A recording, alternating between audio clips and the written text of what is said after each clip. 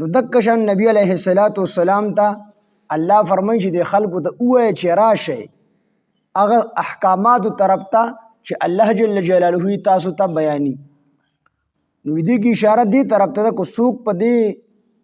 کې چې کوم سيزونه بیانېږي نو په دې کې 15 سيزونه دا اوامر دي، الله حکمونه کوي دا کارونه وکړي، او 15 پکې نواهی دي، الله منع کوي د 15 سيزونو نه. نو څوک چې د دې نه بچ شي نو دته به الله اوچته درجه ورکوي، اعلی درجه به د الله پاک جل شانه ورکوي. کعب احبار دا چې کوم دی یو ډیر لوی عالم د تورات تیر شوی دی، لومبي يهودي او د تورات عالم ورستي بیا اسلام قبول کو ایمان راوړ. دی فرمای چې دا کوم سيزونه چې قران مجید کې بیان شوی دا په تورات کې بیان شوی، دا څومره دا کوم سيزونه لس سيزونه دی کې بیان شوی دي. نو د 15 ممانعت راغلي دي او د دې لس حکم راغلي دي. الله فرمایي چې دا کارونه کوي. عبد الله ابن عباس رضی الله عنهما فرمایي چې دا آیات محکمات دا کوم سيزونه چې دی کې تیر شوی دي دا د حضرت آدم علیه السلام نه راواخلي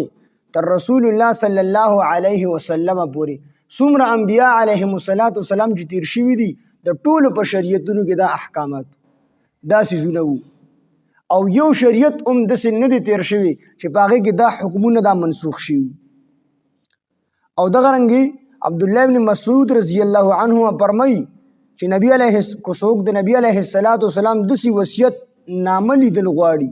چې په هغه د نبی علیه السلام مخر لګیدلی وي، نو هغه دا احکامات هغه سيزونه درته وخیمه چې تاسو رب تاسو باندې حرام کړی دي. دا الله سره به هیڅ شریک نه جوړای، دا الله سره به هیڅ شریک نه جوړای، نه به وړو کې شریک جوړای، نه به لوی شریک جوړای، نه به الله سره څوک په ذات کې شریک ګرځي او نه به د الله سره څوک په صفاتو کې شریک ګرځي. هیڅ چیز د الله سره به شریک نه ګرځي. او د خپل والدینو سره به احسان کوي. احسان نو د نه دی ویل شي وخی بینا رټي بینا، احسان به ور سره کوي، مطلب هغه به خوشاله کوي، د هغه سره به خېګړه کوي. بل ځای قرآن مجید کې الله فرمایي ولا تقل لهما اف، اف قدرې به ورته نه کوي. اف د دې مختلف تفسیرونه شوي دي، او یو تفسیر دا دی چې اف نه مراد دا نه دی چې تعالی غوسه در شي ته مور بلا ته چې اف، دا مراد نه دی. مراد دا دی چې تا باندې کله تکلیف وي تکلیفو نو د خپل مور پلار مخ کې به زرګې قدرې نه کوي، دا خپل تکلیف در نه ختم که خو بهر دغه اظهار مکوه، ځکه کو تا ته تکلیف وي نو ستانه زیات تکلیف ستا مور او بلا ته وررسي، نو د هغې په مخ کې د تکلیف ته وجې نه زرګې قدرې مکوه. نبی علیہ السلام خیرهم کړی ده چې تباہ او برباد دي شي هغه کس چې څوک د بوډاوالي په حالت کې مور پلار یا یو د دوی نه عمومي او دی د دې دومره خدمت اونږي چې باغی باندې خپل ځان جنت ته ور داخل نه،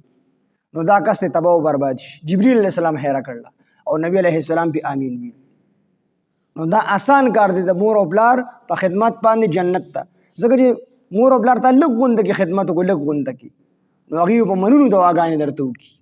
چې الله دې جنتی کا، الله دې روس خیسته کا، نو الله به دې جنت ته داخلي. یو استاد به هغه وي د مور پلار رضا کول ډېر آسان کار دی، درزن کېلې راوړه او دې مور له ورکه چې دا مثال راوړي دي، نو چې هغه واري هغه یو کلم ځان نه خوري اټولې وستا په بچو باندې تقسیم کی. مشرکین وخپل بچیان وجل، چا به د غیرت په نوم باندې وجل چې کله جنایب وا نو دا به سبب یا بل ته ودیږي او دا به زمونږ دپاره یو عاري یو شرم به وي، خلک په تپوس کړي نو د دې وجې به ماشومانې وجلې. بعضو به الکان او جینکۍ ګډ وډ وجل د دې وجې نه چې هغې به وي دي له بیا رزق څوک ورکوي.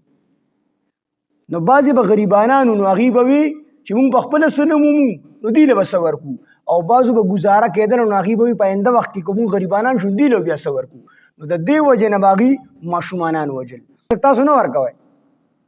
نو د بچیانو وجل په ډېرو قسمونو سره دي، بعضې حملونه ضایع کی نو دا هم د بچیانو وجل دي، او بعضې د دین نه لرې وساتي نو دا معنوي وجل دي، د پیسو د خاطره د دین نه لرې وساتي نو دا هم معنوي وجل دي د خپل بچیانو. نو دا وجل چې کوم سړی خپل بچیان د دین نه لرې وساتي نو دا وجل د نورو نه خطرناک دي ځکه چې مشرکینو خپل بچي وژلل په ماشومتوب کې نو ماشومتوب کې به مړه کړل نو راجح کول دا دی چې د مشرکینو کم نابالغ اولاد دي به جنت ته ځي اختلاف پکې شته دی خو راجح چې کم کول دی هغه دا دی چې کم د مشرکینو نابالغ اولاد دی به الله جنت ته ورداخلي خو کم چې مسلمانان دي یا دی بالغان شو دي ته د دین نه لرې وساتل نو خامخا به جهنم ته ځي نو دا وجل خطرناک دي نو خپل بچیان وجنوم نه او دا د دین نوم لري نه ساتو د دین پوهه ورته خامخا ورکو نو کو پټه بدکاری وي او کو ښکاره بدکاری وي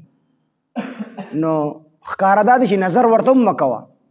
ګورم پردی تور سره ته دا ښکاره بدکاری ده پټه بدکاری دا ده چې بدکاری هم مکوه زنا هم مکوه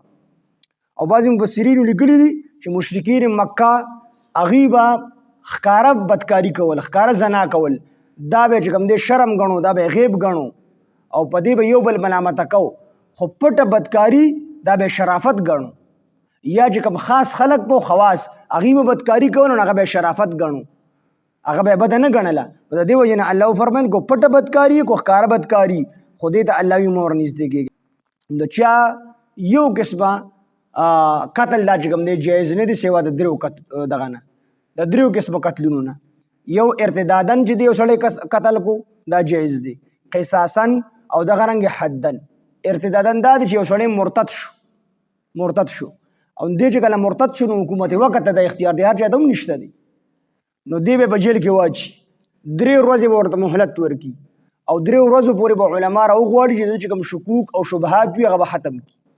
نو کو 3 ورځو پورې دی مسلمان شنو ټیکتا او کو 3 ورځو پورې دی مسلمان نشو د قتل بیا واجب دی بیا قتل دویم چې کوم دی هغه قصاصن دی یو کس یو بیګونه سړی وجلې دی او قصدن عمدن وجلې دی نو دې چې وجلې د په بدله کې به دې قتلیږي دې ته قصاصن وي خو دا به هم حکومت وقت کې سړی په خپله باندې بدل نه اخلي او دریم حدن یو سړی دی شادي شده دی او د بدکاري کړې ده په خپل اقرار وکړو یا په د باندې څلور ګواهانو ګواهي وکړي چې د بدکاري کړې ده تاسو ما ویلو چې ګواهي به هم داسې نه ورکړي چې موږ دغلته دواړه ولیدل دې دواړه دغلته پټ شي داسې ګواهي نه بلکې داسې ګواهي چې کالمین فی المقحلة موږ داسې لیدلي دي لکه د رنجو سلایې په رانجدان کې داسې خو لیدلي دي نو دا چې کله څلور کسه ګواهان دې ګواهي ورکړي د هغې نه پس په دې سنګسارېږي نو دا 3 قسمه قتل جایز دی دې نه علاوه بل قسمه نور قتلونه چې کوم دي دا جایز نه دي یعنې د یتیم مال مه خورئ د یتیم مال مه خرچه کوئ هو لاس ورله هم مه ورړئ خو که د یتیم پکې پیدا وي نو بیا خرچه کوئ د یتیم پکې پیدا وي د هغه مال زیاتول پکار دي چې د یتیم مال زیات شي الا باللتی مگر هغه چې په هغه طریقه هي احسن چې ښایسته وي حتی تر دې پورې یبلغا چې هغه ورسیږي اشده خپل ځوانۍ ته د یتیم د مال به حفاظت کی د یتیم مال به ځای نه خرچ کی په خپل بیت نه خوري هو کو د یتیم څومره ضرورت دي نو د یتیم د مال نه بیا په یتیم باندې خرچه کوي خو د سینا چې هغه 10 روپۍ لګي او ته 50 روپۍ لګي یا 10 پاغه لګي 10 په ځان باندې لګي د څه باندې کی د یتیم د مال به حفاظت کی چې کله یتیم بلوغت ته ورسېږي بالغ شي نو بیا د ورته د مال حواله کی حتی یبلغ تر دې چې ورسېږي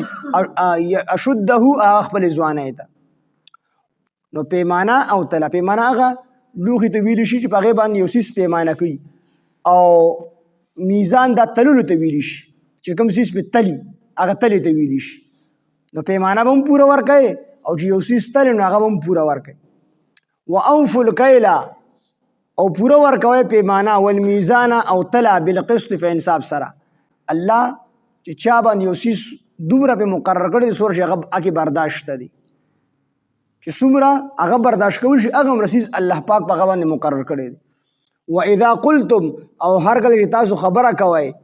نو فاعدلوا په انصاف سره کوئ ولو کان ذا قربا اگر کو د چا دپاره خبره کوي د چا په حق کې دا ستا خپلوان ولې نه وي او حق خبره به کوي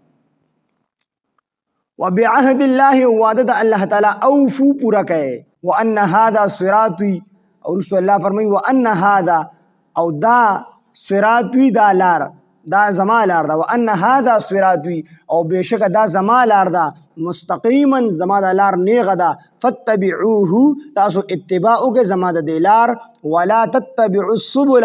او تاسو اتباع مکوئ د نور لارو فتفرق بكم پس جدائی بر راولی په تاسو باندې فتفرق